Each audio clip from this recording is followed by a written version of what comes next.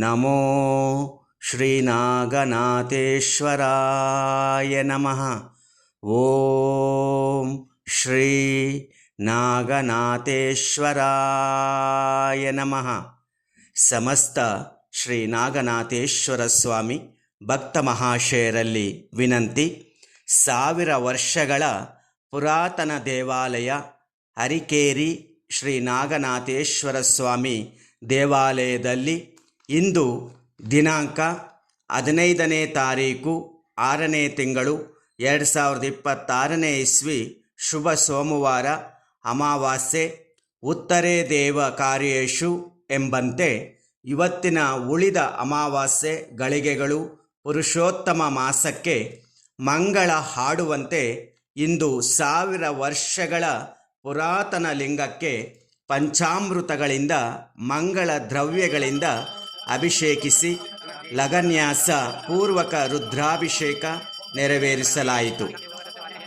ಭಗವದಾದೇಶಾನುಸಾರವಾಗಿ ಹಠಾತ್ತಾಗಿ ಮಹಾಮಂಗಳಾರತಿ ವೇಳೆಯಲ್ಲಿ ಕಾಶಿಯಿಂದ ಬಂದ ಅಘೋರಿ ಬಾಬಾ ಸಂದರ್ಶನ ಭಕ್ತಾದಿಗಳನ್ನು ಅಚ್ಚರಿ ಮೂಡಿಸಿತು.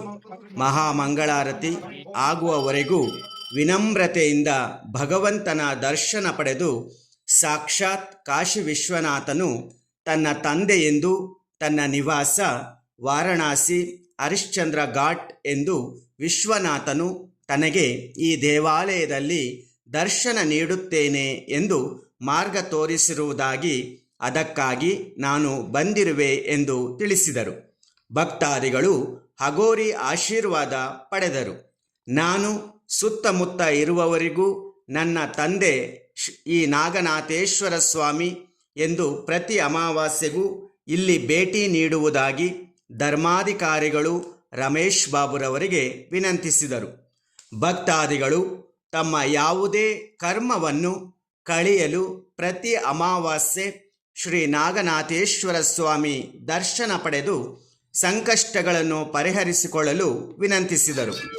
ಪ್ರಧಾನ ಅರ್ಚಕರು ವೇದ ಬ್ರಹ್ಮಶ್ರೀ ಉಮಾಶಂಕರ್ ಶರ್ಮಾ ಮಾತನಾಡಿ, ಸುಮಾರು 26 ವರ್ಷಗಳ ಜೀರ್ಣೋದ್ಧಾರ ಆದಾಗಲಿಂದಲೂ ಎಷ್ಟೋ ಜನ ಗುರುಗಳು, ಪೀಠಾಧಿಪತಿಗಳು, ಅಘೋರಿಗಳು ಭಗವಂತನ ದರ್ಶನ ಪಡೆದು ತಮ್ಮ ಪಾದ ಸ್ಪರ್ಶದಿಂದ ಪುನೀತವಾದ ಈ ಕ್ಷೇತ್ರಕ್ಕೆ ಇವತ್ತು ಭಗವದಾದೇಶಾನುಸಾರವಾಗಿ ಕಾಶಿ ಹರಿಶ್ಚಂದ್ರ ಘಾಟ್ನಿಂದ ಬಂದಂತಹ ಶ್ರೀ ಶಂಕರನಾಥ್ ಅಘೋರಿ ಬಾಬಾರವರ ಸಂದರ್ಶನ ಅದ್ಭುತ ಎಂದು ತಾನು ಯಾವುದೇ ಇಚ್ಛೆ ಪಡೆದೆ ಕ್ಷೇತ್ರಕ್ಕೆ ಭೇಟಿ ನೀಡಿರುವುದಾಗಿ ಬಾಬಾ ತಿಳಿಸಿದರೆಂದರು.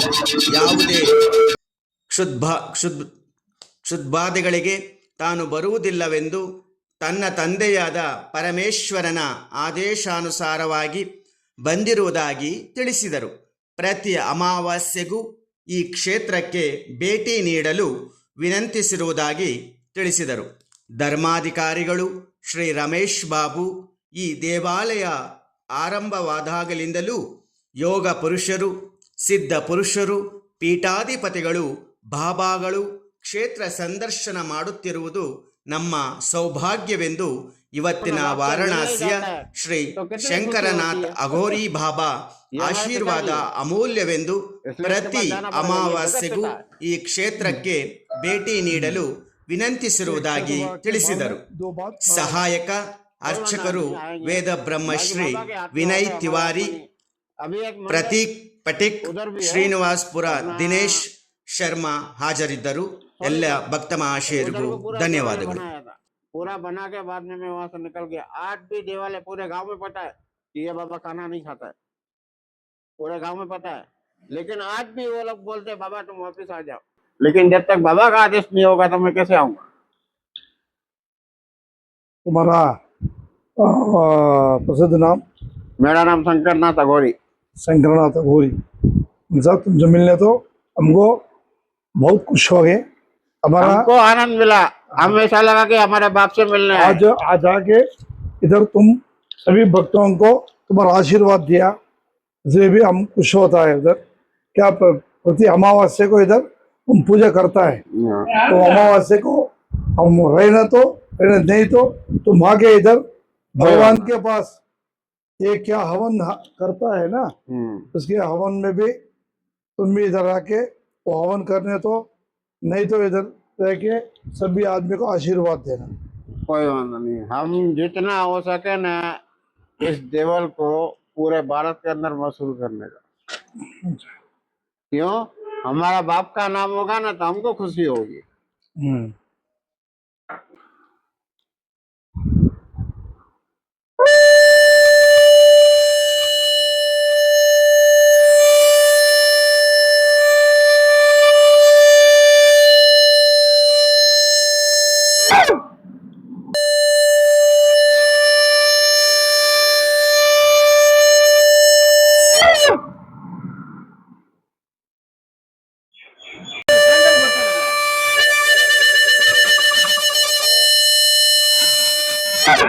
ಯಾರು